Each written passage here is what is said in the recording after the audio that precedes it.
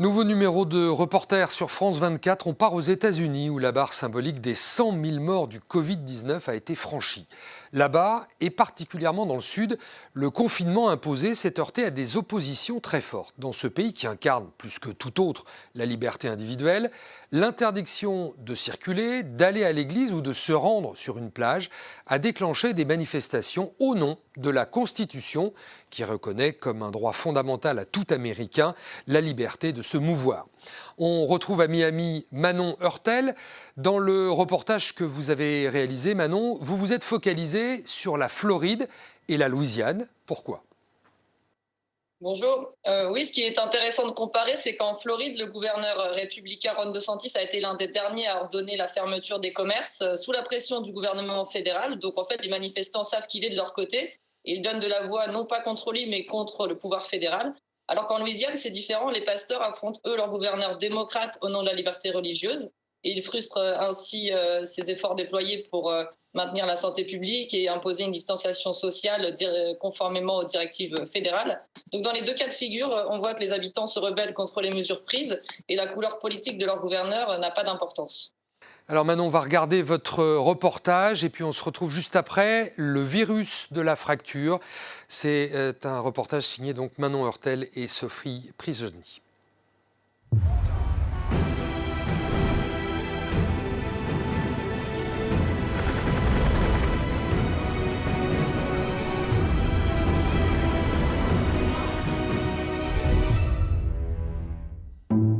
La Floride, troisième État le plus peuplé des États-Unis, a été l'un des derniers à imposer le confinement. Le gouverneur, proche de Donald Trump, a longtemps minimisé la propagation de l'épidémie, avant de se résigner à tout fermer, y compris les plages, le poumon économique de son État. Tout, sauf un commerce qu'il a jugé essentiel, les armureries. Salut les gars, rentrez, je vous en prie. Philippe Diaz, le gérant du magasin, a vu ses ventes doubler ces 2 derniers mois. Vous avez déjà tiré avec une arme à feu? C'est la première fois que vous venez ici?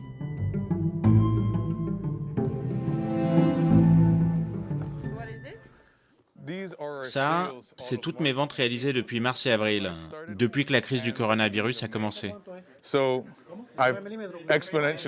Donc vous voyez, mes ventes ont une croissance exponentielle. Ici dans le magasin et partout à travers le pays, les ventes ont explosé. Les gens se sont mis à acheter tout ce qui pouvait leur tomber dans les mains.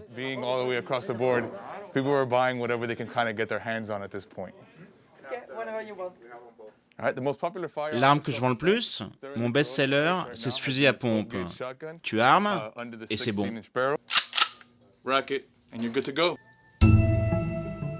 2 millions d'armes ont été vendues ces dernières semaines à travers tout le pays, près de 3 fois plus qu'au lendemain du 11 septembre. Signe de l'anxiété ambiante et des peurs qui s'installent parmi les habitants. Vous êtes content ? Oui, très content. C'est important durant cette période de pouvoir avoir une arme pour vous protéger ? Oui, c'est très important. On ne sait pas comment tout ça va se terminer. Il y a le virus, mais il y a aussi tout le reste qui pourrait arriver. Donc c'est toujours bien d'avoir une arme et de ne pas avoir à s'en servir plutôt que l'inverse. C'est comme ça que moi je raisonne personnellement. Vous savez, beaucoup de gens commencent à avoir peur. Chacun pense ce qu'il veut, mais vous savez, le deuxième amendement de notre Constitution nous donne le droit de posséder une arme et de se défendre. Et ce droit, je pense, doit prévaloir sur tout le reste. La nouveauté, c'est qu'il reçoit des clients qui n'avaient jamais pensé à s'équiper jusqu'à présent. Très bien, tu relèves bien ton bras. Tout est prévu à l'arrière du magasin. Cette cliente suit une formation express.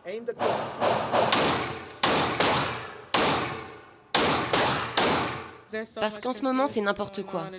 Tout le monde ne pense qu'à une seule chose, sa survie. Au nom de leur survie, les Américains en appellent aujourd'hui à la Constitution. Chacun rappelle ses droits, inscrits dans les premiers et deuxième amendements.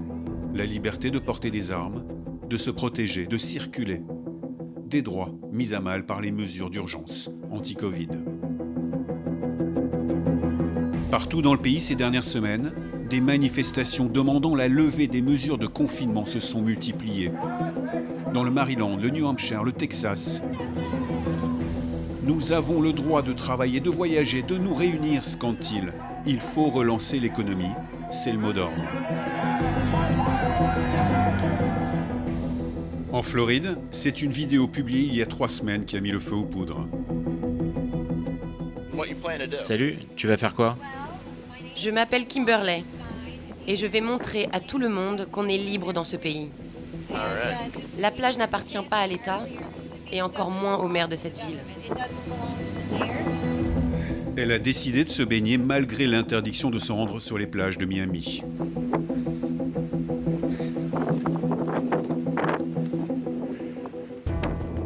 Waouh, ça c'est une femme qui résiste, regardez bien. Quelques minutes plus tard, elle est arrêtée. Moi, je ne vais pas arrêter de filmer non plus. Bravo, Kimberley! Mesdames et messieurs, voici une femme sur Miami Beach qui se fait arrêter alors qu'elle ne fait qu'exercer son droit constitutionnel, celui d'être sur une plage.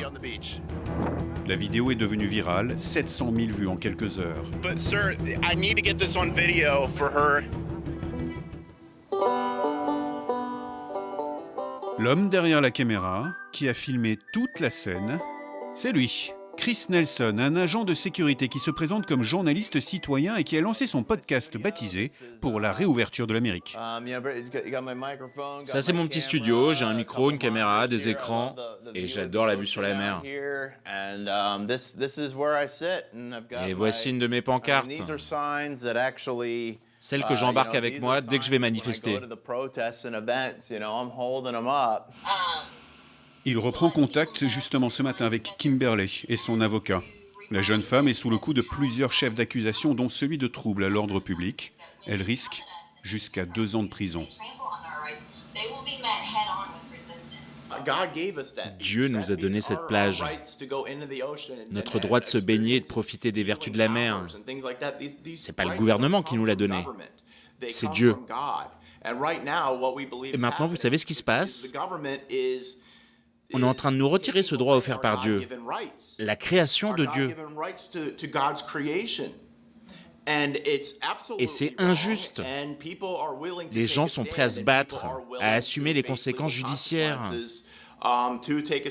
Comme Rosa Parks à l'époque. Quand je vois Kimberley sur la plage se faire arrêter, je vois Rosa Parks dans le bus qui refuse de se lever. Depuis 3 semaines, Chris rejoint régulièrement d'autres opposants au confinement le long des plages. La plupart sont des partisans de Donald Trump. Il est temps d'ouvrir les plages! Ouvrez les plages! Le président Trump, qui les soutient ouvertement et qui accuse même certains gouverneurs d'aller trop loin dans l'application des mesures. Si on ne dit rien, ce pays va sombrer. On a besoin de chaque citoyen américain, qu'il se lève et résiste. On a une constitution qui nous protège. Quiconque vous dira le contraire, ne l'écoutez pas. Ce sont ceux qui se dressent contre notre constitution qui sont dans l'illégalité. Vous pouvez même les attaquer en justice. Il faut organiser des recours collectifs. Il est temps. Trop c'est trop. Tous ensemble, tous unis. Ce n'est qu'un virus, on en a connu d'autres. Ebola, le SRAS, la grippe aviaire. Et jamais on n'a forcé tout le monde à être confiné. Parce qu'on a aussi un système immunitaire et c'est comme ça qu'on guérit. Grâce au soleil aussi, à la vitamine D, le bon air. On n'aurait jamais dû tout fermer. C'est un prétexte pour nous garder à la maison et nous contrôler.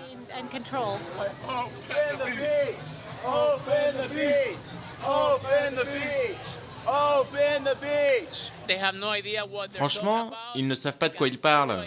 Ils n'ont pas conscience de ce qui est en train de se passer. Leur ignorance va les tuer. La violation de la Constitution n'est pas un argument selon vous. La Constitution n'a rien à voir dans l'histoire maintenant. On doit passer outre la Constitution et écouter ceux qui savent le mieux de quoi ils parlent, les scientifiques. Depuis notre tournage, les plages du nord de la Floride sont de nouveau accessibles, comme c'était le cas il y a 1 mois. Elles avaient été alors prises d'assaut en quelques heures, au mépris de toutes les règles sanitaires. Les plages de Miami, quant à elles, resteront fermées jusqu'au début du mois de juin. L'autre État, au cœur de cette bataille constitutionnelle, c'est la Louisiane, dans le sud-est du pays, l'autre épicentre de l'épidémie. Le 22 mars dernier, sur ordre du gouverneur, les 4,5 millions d'habitants ont été confinés. Toutes les églises ont été fermées, toutes, sauf celle du pasteur Tony Spell.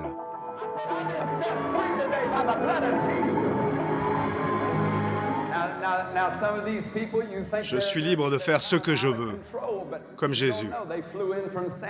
Il y a des gens qui sont venus de loin aujourd'hui, de San Diego, même de France, on est venu nous filmer, du Kentucky. Moi aussi, je ne veux pas qu'on m'empêche d'aller à l'église si j'en ai envie.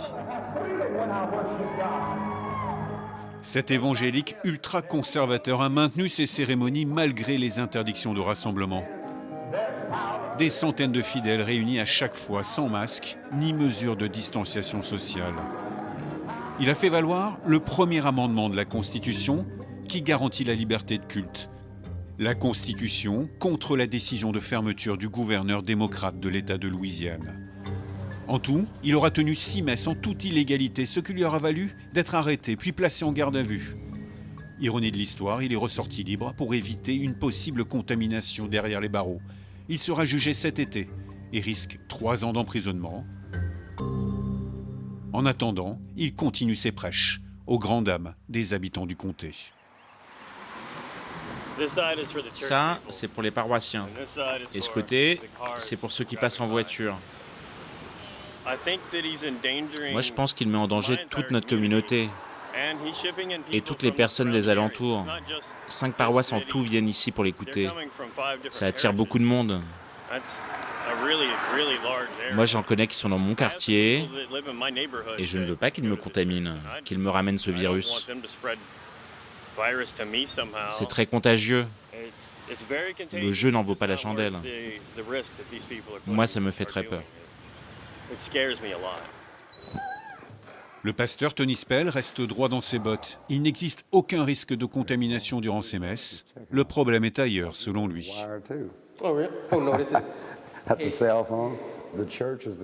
Mon église est l'endroit le plus propre de cette ville. Et nous, on ne la nettoie pas parce qu'on nous paie, elle est nettoyée parce qu'on veut qu'elle le soit. Les autres payés au SMIC que vous voyez bosser dans des stations-service, les centres commerciaux avec leurs serpillières toutes sales, ça, c'est pas propre. Mais nous, on est fiers de nettoyer nos murs parce qu'ici, c'est la maison de Dieu.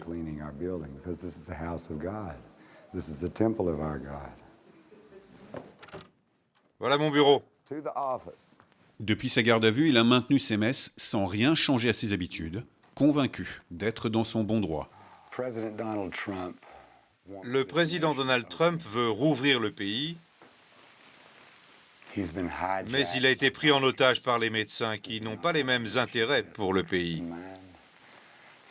Les médecins ne gouvernent pas ce pays, à ce que je sache, tout comme les pasteurs. Ici, je suis dans mon église et je peux gérer mon église. Les présidents et les politiques ne peuvent pas le faire, et encore moins les médecins. Les politiciens dirigent le pays, Dieu les fait et les défait. Et Dieu veut que cette nation redémarre. Mais là maintenant, il est pris en otage. Tony Spell a d'ores et déjà annoncé son intention de saisir la Cour suprême. Des dizaines de plaintes ont été déposées à travers tout le pays par d'autres citoyens. Et ce n'est qu'un début. Les juges de l'État du Wisconsin viennent d'invalider les mesures de confinement sanitaire. La bataille judiciaire ne fait que commencer. En attendant, le nombre de morts progresse dans tout le pays, et notamment en Floride, où l'on redoute le pire. Le pic de l'épidémie n'a toujours pas été atteint. Manon Hurtel est toujours avec nous en ligne de Miami. Manon, les États-Unis ont donc dépassé cette barre des 100 000 morts avec des situations très diverses selon les États. Et en Floride, on vient de l'entendre, le pic de l'épidémie est attendu dans le courant de l'été. Et pourtant, on rouvre les plages presque partout. Oui, mais ici, le nombre de morts est de 2400 personnes. Ce qu'il faut savoir, c'est quand même beaucoup moins que les chiffres catastrophiques annoncés. Donc, ce que l'on entend de partout, c'est qu'il faut rouvrir les magasins, les restaurants. Il y a une forte pression économique, car beaucoup de gens qui travaillent dans le secteur touristique ont perdu leur emploi. Sur 23 millions d'habitants, il y a eu 2 millions de nouveaux inscrits au chômage. C'est bien plus que pendant la Grande Dépression. Miami était l'une des dernières villes où les mesures de confinement n'avaient pas été levées. Et depuis hier, les commerces ont pu rouvrir. La plage rouvrira dès le 1er juin. Donc les manifestants estiment avoir obtenu gain de cause, mais maintenant leur prochain combat, c'est le port du masque. Ils affirment que ça doit être leur choix de le porter ou non. Ici, c'est obligatoire de se couvrir le visage dans les magasins depuis déjà 2 mois, mais les militants y entrent, eux, à visage nu en prétextant qu'ils ont un problème respiratoire. Et ça marche d'après les vidéos qu'ils ont postées en ligne. Ce qui est vraiment étonnant vu de France, Manon, c'est que la liberté individuelle de circuler, la liberté religieuse d'aller à l'office passe avant toute considération de protection collective. Oui, ça peut paraître choquant depuis la France, mais ici, la notion de liberté peut passer avant l'égalité et la santé publique. Et si on s'en tient au texte de la Constitution, c'est défendable. Les notions sont tellement larges que beaucoup de choses sont argumentables. Et donc, c'est pour ça que dans les mois qui viennent, les juges vont devoir statuer pour savoir si oui ou non, en période de pandémie, la liberté de circuler et de se réunir peut être mise entre parenthèses. Mais au milieu de cette guerre juridique, ce sont les populations les plus fragiles qui pâtissent. Je vous propose d'écouter Latrell, une fidèle du pasteur Spell qui continue de se rendre à la messe chaque dimanche. Nous l'avons rencontrée dans sa petite maison à Bâton Rouge, en Louisiane, où elle vit seule avec ses 7 enfants. Pour être honnête, je ne pouvais pas me permettre d'aller à l'hôpital. Je pense que ça m'aurait coûté très cher. Mais c'est mon église. C'est là où je suis en sécurité. Je vais être honnête, j'ai un peu peur d'aller chez Walmart, mais pas à l'église. Alors, je voulais vous la faire écouter parce que, comme beaucoup d'Afro-Américains modestes, elle ne dispose pas d'un bon accès aux soins ni à l'éducation. Alors, dans cette crise, comme dans le reste de sa vie, elle ne compte pas sur l'aide de l'État, mais s'en remet à Dieu et à son pasteur. C'est pour ça qu'elle continue de se rendre à l'église et y prier. Paradoxalement, c'est là où elle risque d'attraper le virus. En Louisiane, les Afro-Américains sont parmi la population la plus durement touchée par le Covid-19. En proportion, ils touchent 3 fois plus leur communauté que n'importe quel autre. Donc cet exemple montre bien que le virus touche principalement les populations déjà fragiles. Comme Latrell, 28 millions d'Américains ne disposent pas d'une assurance santé. Et s'ils devaient être hospitalisés pour soigner le coronavirus, cela leur coûterait plusieurs dizaines de milliers d'euros. Merci beaucoup Manon Hurtel aux États-Unis pour France 24. C'est la fin de cette émission. Merci à vous de l'avoir suivi. On se retrouve la semaine prochaine pour un nouveau numéro de Reporter.